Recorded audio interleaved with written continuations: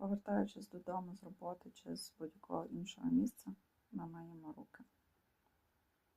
Розриваючи стосунки, ми не робимо нічого. Позичаючи гроші, ми після того не робимо нічого. А потім ми дивуємося з того, що до нас не йдуть гроші, ми не можемо зустріти чоловіка. Що важливого ми пропустили?